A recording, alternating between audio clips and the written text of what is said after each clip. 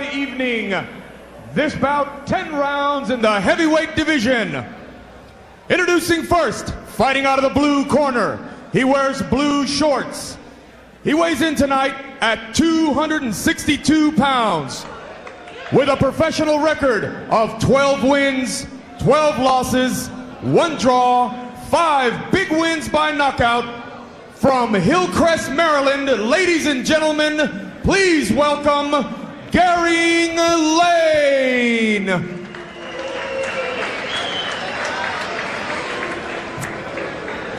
And his opponent in the red corner, wearing black trunks with a red stripe. He weighs in tonight at 223½ pounds. He has a professional record of 16 wins, no losses, 4 wins by knockouts.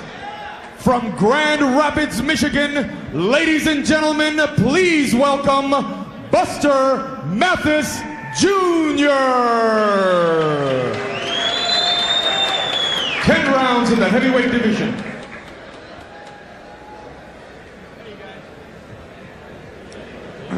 Okay, Garing Lane comes in at a very large 262 pounds. Buster Mathis with a big height advantage over him, being 6 foot to Lane's 5'9". Slight reach advantage for Buster Mathis Jr. Garing Lane, 60 years old. And again, the rules in Texas, 3 knockdown rule is in effect. No standing 8-point. 10-point must system in effect. Only referee can stop the fight, and you cannot be saved by the bell. And of course, only in the last round can you be saved by the bell. Have you ever seen that happen, Arnie? No. Have you?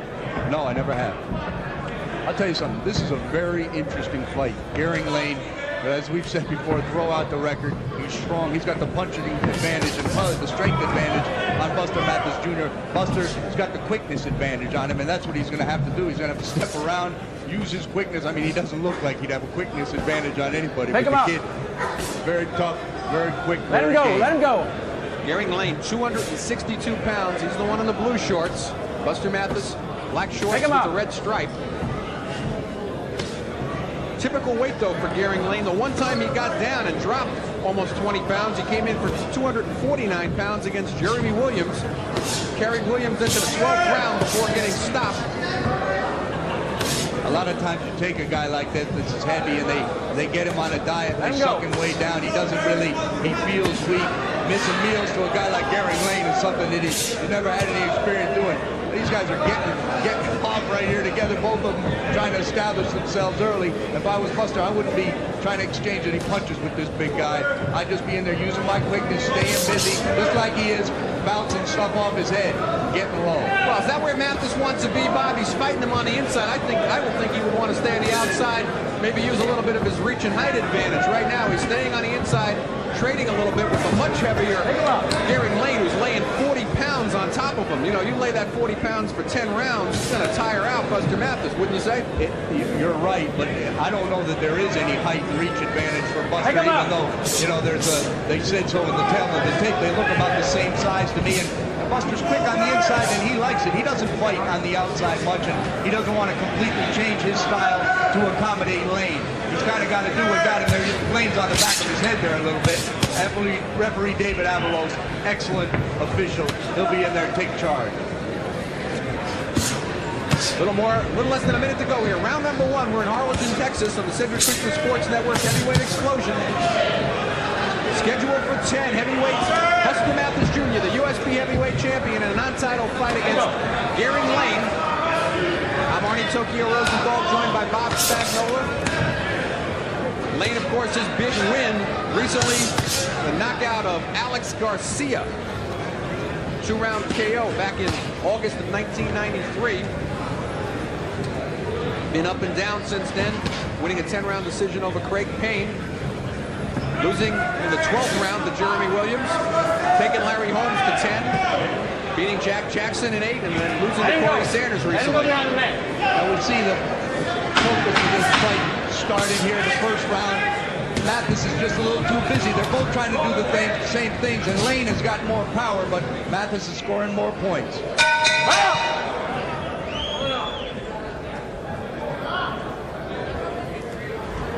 Well, as Bob had mentioned, I found it to be an unusually active and busy round for both of these fighters. I didn't expect to see them fighting that much on the inside.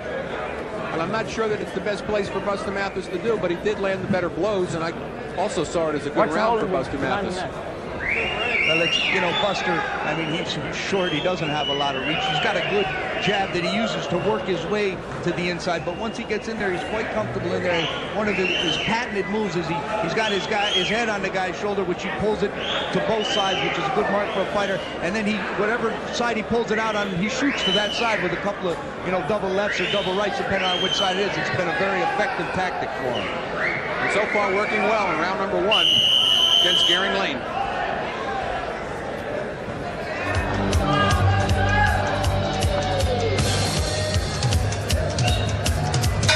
Go! Round number 2 is scheduled for 10. We're here at Heavyweight Explosion. We'd like to welcome all of our viewers on the Pro Star Entertainment Network. Watching us in bars and entertainment facilities around the country. Good first round for Buster Mathis. Both fighters fighting on the inside. I mean, Lane, I thought, had a good round too. He doesn't do as much. You count punches, which isn't necessarily the way to score a fight because the velocity and the power of them matters. But strictly counting them, every time Garing throws 2, Buster comes back with 4, and you know, those numbers all add up over a period of time. And that's what Buster Mathis does.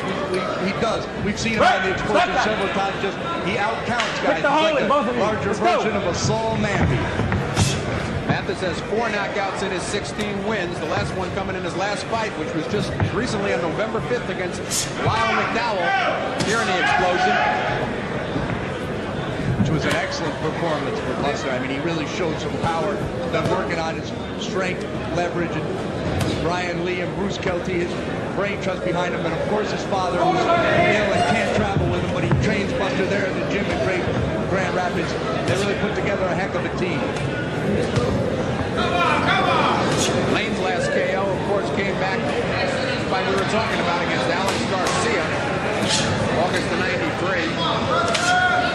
Garing Lane's never had, nobody's ever given him a work win. You know, every time he goes in, he's just like he is this time. He's an opponent. So, you know, the fact that he doesn't have an impressive knockout ratio, really, I think is a function of that. Nobody's padded his record at all. A little bit more than a minute to go here in round number 2, scheduled for 10. That's Lane in the blue shorts, Buster Mathis in the black shorts with the red stripe. And unless you've been out of the country, you remember Buster Mathis is the fighter that was hit while on the floor by Riddick Bowe. That fight was back in August 13th to be exact. Was ruled a no contest. He's come back since then. 2 straight wins, 10-round decision over Michael Faulkner, and of course, as we mentioned, he knocked out Lyle McDowell just a little bit more than a month ago here on Heavyweight Explosion. Excellent infighting here, Arnie. I mean, these guys, they're positioning, they're in there, their heads, they're taking them from either side to the other, both throwing double shots from both sides. This is excellent infighting by both fighters here, really a treat for our fans. And as we're coming to the end of round number 2, I don't think you can count the number of jabs thrown in this fight on one hand. Yeah, they started. When they come from their corners, they throw a jab, and then they lay in and fight. That's what they're doing right now. Buster's quickness. You can see him having his way with Garing Lane.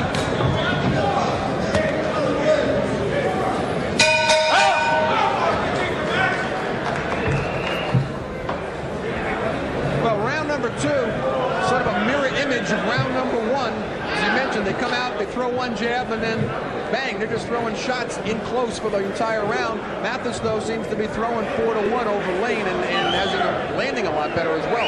And even though Lane's probably landed the harder punches because he's really bended his knees and landed some good, particularly body shots on Buster, he's just getting outsped, out-touted, and when he comes up to the head with some of his big power shots, Buster gets right underneath him, and you could see him miss wildly a couple times there in the second round. Take a look at Garing Lane in his corner there. I don't think he necessarily expected that sort of hand speed from Buster Mathis in close.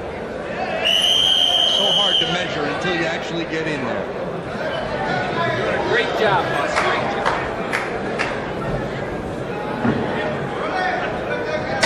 Hey, let's go. Round number 3. We're scheduled for 10 heavyweights. USBA in a 10-round non-title affair here. He's in the black shorts with the red stripes, fighting Garing Lane in the blue shorts. It's been all Mathis so far, but close rounds, Bob, wouldn't you say? No, I definitely would. And I'm telling you, Garing Lane is not in this fight. He's really worked on his right, his double right-handed. Where's Mike Tyson? Pick him up. People call it the Mike Tyson, the right to the body and then right uppercut right off of it. Lane's got a good one, and he's trying to work it here on Buster Mathis Jr. We'll have to watch for that as the fight progresses. And Lane just picked up a warning from the referee for low blows. Gave him the first warning. A little bit better than what Ronnie Ralston gave in terms of number of warnings in the last fight. To Ricky Jackson, took a point away on the first warning. But I think he more than made up for it later in the fight when Shelby called for a few more deductions. Let him go. There Lane tries again. That short right hook, and he's going to try to turn it underneath the uppercut to the head off that. But you see all the little positioning, all the little moves that they're making with each other on the inside. Buster trying to get under Garing Lane's shot. There's a real lot of work going on the inside there that fight aficionados will really enjoy.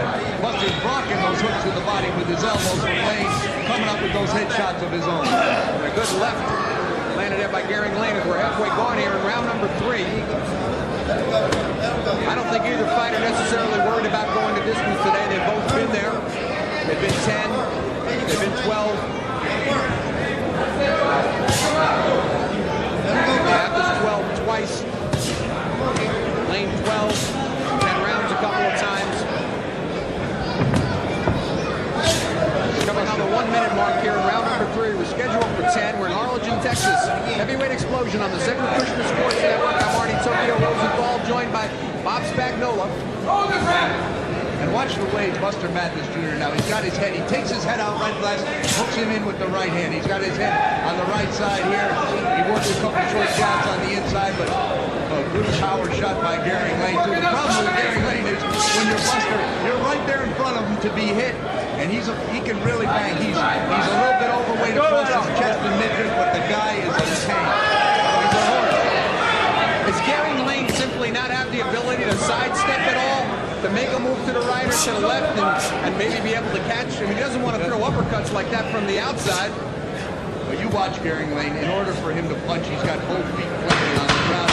Buster Mathis Jr.'s quickness is given. There's a nice uppercut by Lane. It's just the quickness of Mathis is getting off, and he's getting underneath those big shots.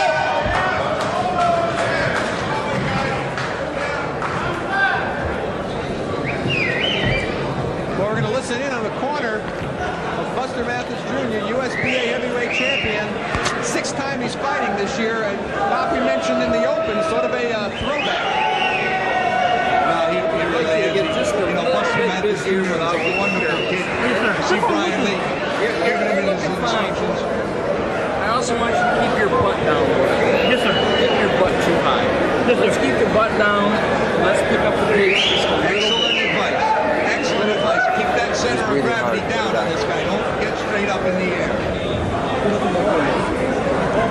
Giving him yes, sir answers.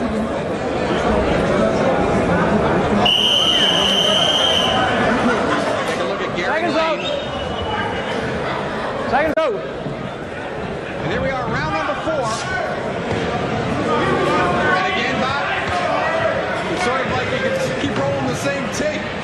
Open with that jab. Buster thinking about it. He wants his behind down there about in between, right above that second rope, the blue rope. That's where he wants to be. That's where he wants his center of gravity. You know, when you look at Buster Mathis Jr., he's pigeon-toed. He's not body beautiful. You know, he's never going to be, a guy that thought of a little bit of a low blow there and somebody's mouthpiece went out. Stop! Stop!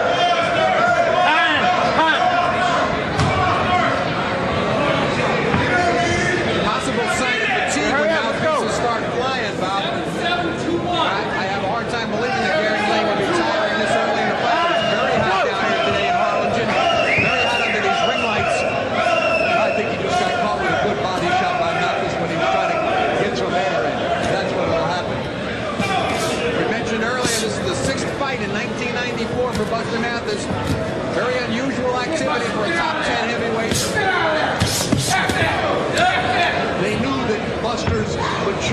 process wasn't over with just because he broke into the top 10 in the world, and they've continued. And working with a promoter like Cedric Kushner, you know, he likes to keep his fighters busy. And, you know, the busier, the more exposure, it always leads to bigger and better things. If you've got a guy that's willing to work, and Buster Mathis Jr.'s got an excellent work ethic.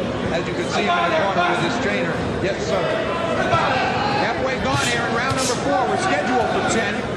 Of course, Mathis just fought over here on Heavyweight Explosion back in November 5th. We mentioned he knocked out Lyle McDowell on the defense of his USBA title. It's a non-title go today.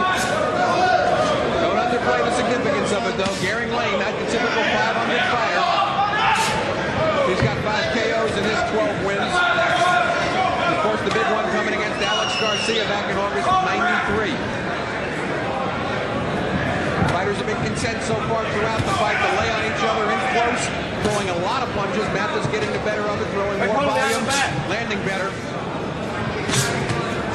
Excellent business as usual in there for these guys. If somebody likes infighting, they're getting a special treat here today. There's a lot of action going on in there. Again, Garing Lane warned for belt, you know, right close to the belt line shot it. David Avalos won't let him do too many more of those before he takes some action. And let's mention at the same time, in a certain way, the title is on the line, because if Buster Mathis were to lose today, the USBA would strip him of the title and declare the title vacant. That's right. So even though Garing Lane couldn't win it, Mathis couldn't lose the title today. There's no over the weight fights for heavyweights. Excellent round by Buster. He's really working nice in here. Let's go. Landing some solid shots off Garing Lane. 10 seconds to go. Round number 4. We're scheduled for 10. We're at Harlingen Gardens in Harlingen, Texas, on the Cedric Kushner Sports Network.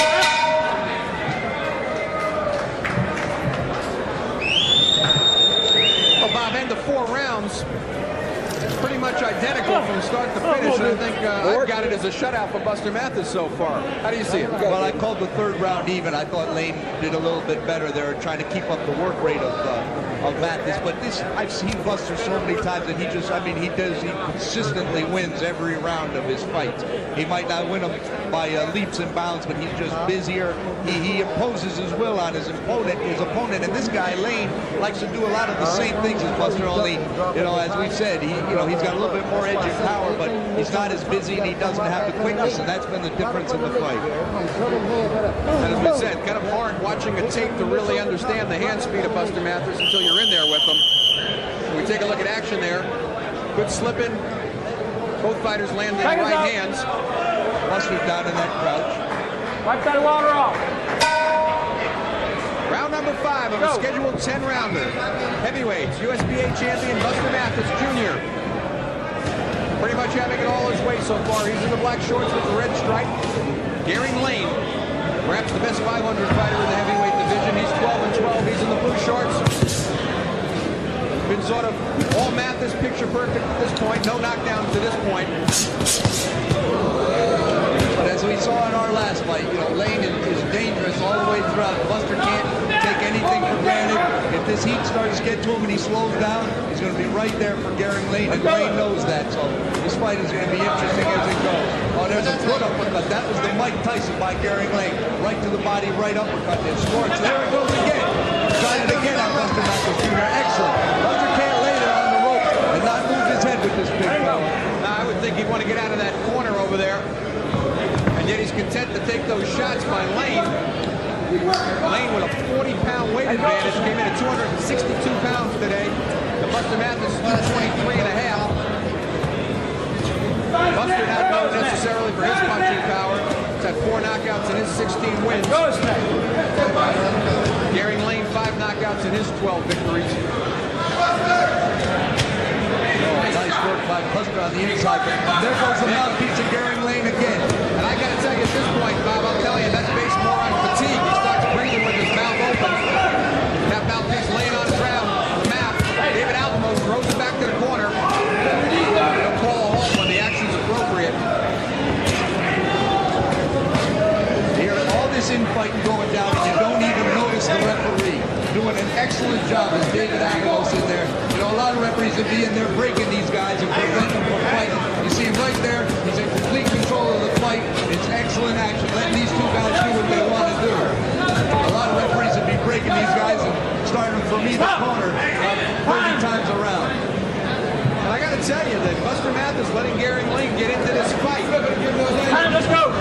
Lane was landing some very good punches there on that 4-punch combination earlier in the round. Garing Mathis trapped in his own Lane's corner. Not a bad round for Garing Lane, in spite of the fact that he looks a little fatigued. He started well. He certainly started well, but Mathis is running stuff on him here. I think in the middle and second half of the fight, but Buster's got to give Garing Lane a lot of respect, and because regardless of what round it is in this fight, as Mathis finishes strong here, he's dangerous. Buster's volume of punches, though, have definitely slowed down. He threw a lot of punches in the first 4 rounds. As we come into under 15 seconds, round number 5, we're scheduled for 10. Unless your TV's out of whack, you can't tell these are heavyweights.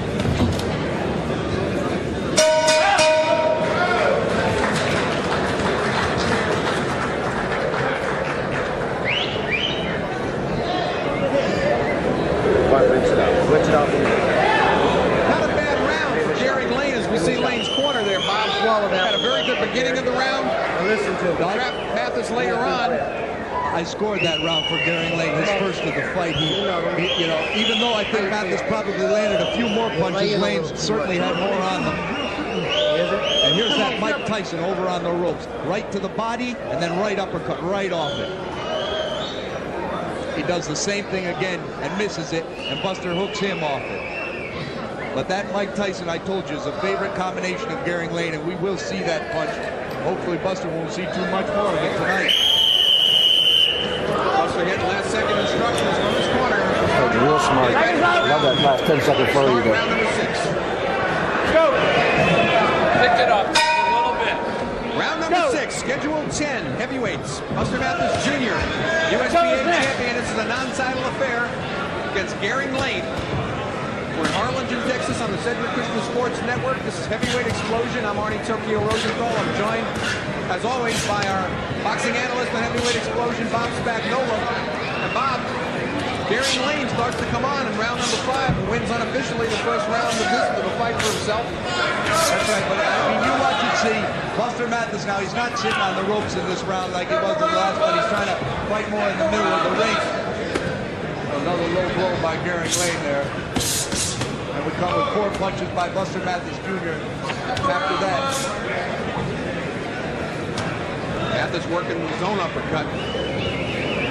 And he's got to do that. And, Buster's got to stay busy in there. You see Lane holding a little bit, trying to, rough Buster up against the ropes, get him in that position where he can work. Step around, Buster. Step around, get an angle, Buster. It's amazing that neither guys, the way their heads are bouncing off each other in there. I mean, neither guy has a propensity to cut that much, but it's a small wonder that they have it, the way they're bouncing off each other in the inside, Arnie. You were reading my mind. I was just about to ask you the same thing, is how they're avoiding getting cut and busted up in there. A lot of head banging going on. I think it's because, both fighters, this is their style. They're used to having their head in there on the other guy's shoulder, and, like I said, neither one of them is known to cut easily. Good right-hand lead by Mathis scores. Nice work by Buster Mathis Jr. He needed to. He's got to get back to that work rate unless he wants a much tougher fight than he's had thus far in the beginning of this. Well, he threw a lot of punches in the first 4 rounds. He took round 5 off, let Garing Lane get back in the fight. Now he's doing what worked well for him earlier on the fight. Garing Lane, on the other hand, doesn't want to lay on the ropes and take that sort of punishment and let Buster Mathis keep scoring points. No, Garing, he's got to have Buster on the ropes to do what he wants to do, because as we said earlier, he's really the kind of guy that's got to have both feet firmly planted. Oh, and a big hook by Buster Mathis Jr. Didn't hurt Garing Lane, but he sure is scoring at will. Both guys getting off good punches here. Mathis, of course, not known for his punching powers, only got 4 KOs in his 16 wins, and we've got under 30 seconds to go here, round number 6. As you mentioned earlier, amazing that they haven't had to be broken up too often by referee David Alvamos, considering how they're infighting. And Avalos just told him that he's going to take a point the next time Garing Lane goes south of the border with a body shot. He's given him 2 warnings already in this fight. As we're coming to the end of round number 6, we're scheduled for 10 here in Harlingen, Texas. Buster smothering Garing Lane's counters up there and doing a nice job.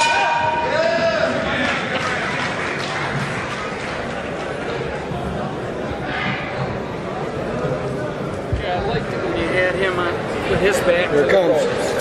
Okay, I like that. He's been coming behind the neck. I'm going, oh, no, I don't want to do it. I'll do it. You're not throwing enough right hand. He's often open to the right hand. When you take a little bit step back, you're going forward and you're acquiescing. You're not throwing your right hand. So Taking a look at six-round action, Bob. Look at that mouthpiece of Garing Lane. Pick up the pace. So what are you going to do? Throw a lot more right hand. Yes. Pick up the pace. Pick up the pace. That's exactly right. If you can get him with his back to the ropes, let's do it. Okay. You look in good shape, Buster. Seconds out. Let's go.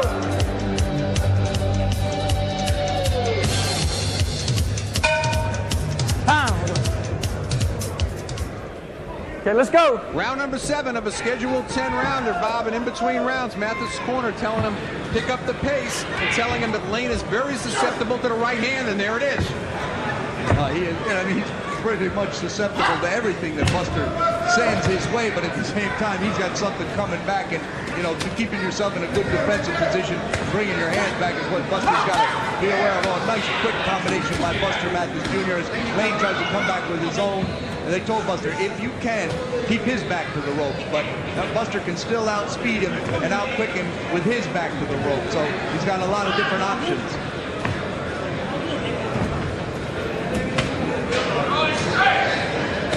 Been pretty much all Buster Mathis to this point. Unofficially, I've got it 59-55 for Mathis at the end of 6. Yourself, Bob?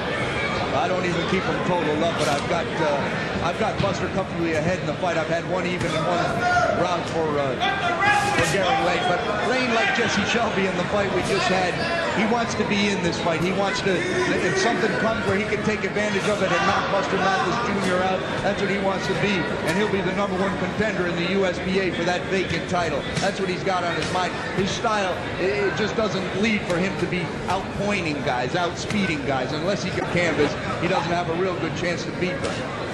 He's bleeding from the mouth and his mouth open. As you can see, you know, Buster Mathis Jr., he's not got that big one knockout punching power for a heavyweight, but he will get the job done. He'll put some welts on your head. Nice right hand. We're halfway gone in round number 7.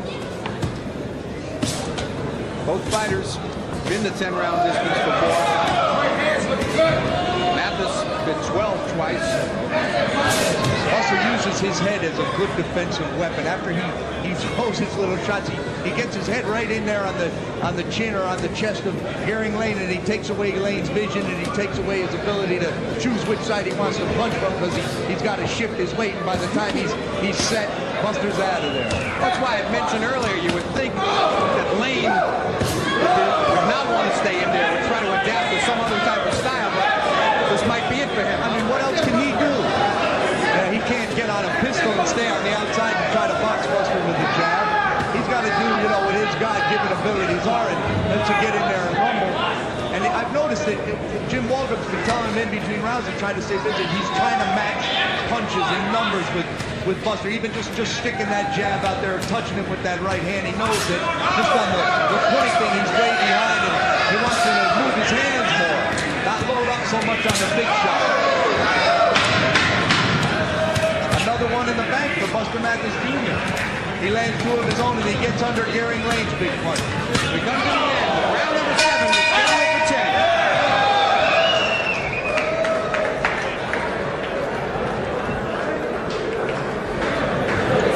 Here it comes, baby.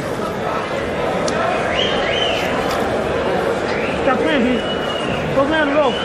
Let him come to me. Another good round, Bob, for Buster Mathis, as you're saying. Garing Lane only has certain abilities that were given to him. He's not able to adapt to any other type of style right now, and the fight that they're fighting is picture perfect for Mathis. He throws the combination, he's using his head like you're saying, leaning in there and making it totally ineffective for Garing Lane to get any sort of power punch off. He really is, but if Buster slows down and rests like he took off that round earlier in the fight, I think the 5th, you know, then Lane is right there, because he is a dangerous puncher, and even though, you know, he's tired over there, he trains in the heat. Seconds out. He he's looking for that one punch, Arnie. Sit down on your punches, Gary. Let's go! Round number 8, we're scheduled for 10. Buster Mathis Jr. and Garing Lane. Lane's corner telling him between rounds, sit down on your punches. He needs to he's getting dangerously into that area where he's going to need a knockout to win the fight. Unofficially, Buster Mathis way ahead at this point at the end of 7. And that's good advice from Jim Walter, but the problem is when you're a guy like Garing that's got to have both feet firmly on the ground in order to pull the trigger, and you're in with a quicker guy like Buster Mathis Jr., you can't get set like that to load up. And that's how Buster Mathis diffuses these guys. He can't stay away from him. He's got to be right in their range of punching power, but at the same time, his quickness, he takes something off those punches. Consistently out-punching Garing Lane 4-1. Took 1 round off earlier in the fight, round number 5. Goes next. Minute gone by, round number 8.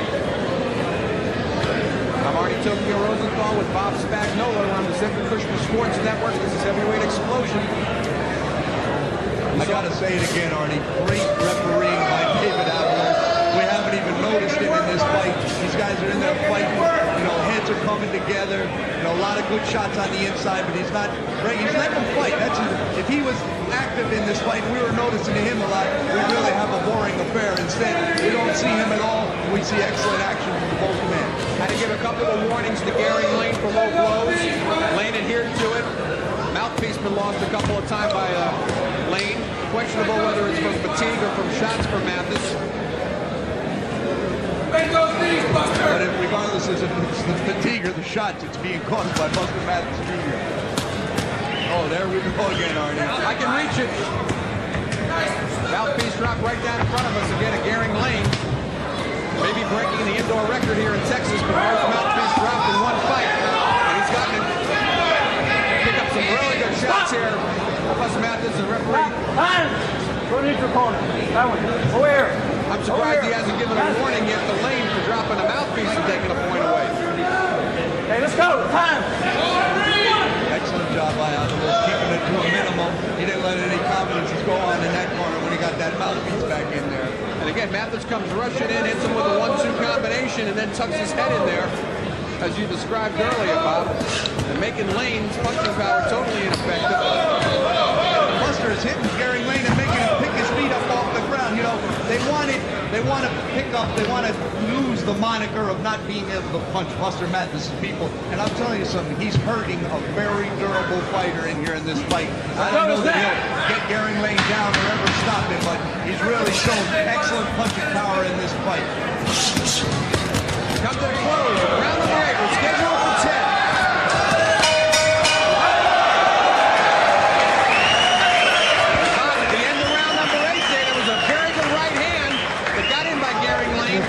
One time so far in the fight, Buster Mathis made the mistake of pulling back, gave Garing Lane some punching room, had his feet planted.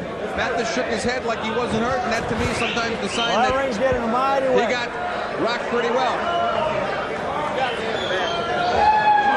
We're going to take a look at action here from round number 8. This is earlier action. Buster Mathis landing. I'm watching that.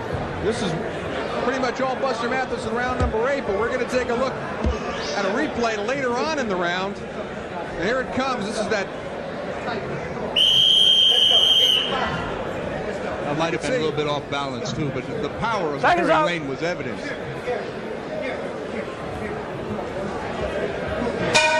I don't know what's going on here, but it don't look like he wants to go anymore. That's it? Stop the fight. It's over. Fight's over. Garing Lane walking out of the ring. What's going on, Bob? Listen, he quit. And I'm telling you something, they wanted us, I said at the end of the last round, they wanted Garing Lane. They wanted to be able to stop somebody. I would have never given him a chance to stop this guy. It's excellent performance by Buster Mathis Jr. who ran this guy out of the ring, Martin. And yet at the end of the round, what happened? Very good shot. What happened? Nothing. I didn't get out training, so I wasn't performing well, you know? Listening to Garing Lane explain why Says he didn't train much, didn't feel well. Just stopping at the end of round number 8. Going to go down in the books as a TKO victory for Buster Mathis. Proves his record to 17-0, 15 knockouts. It seemed that he got rocked at the end of round number 8 by Garing Lane. Ladies and gentlemen, 6 seconds into round number 9, referee David Avalos stops the contest due to Garing Lane refusing to answer the bell. Your winner by technical knockout, Buster Mathis Jr.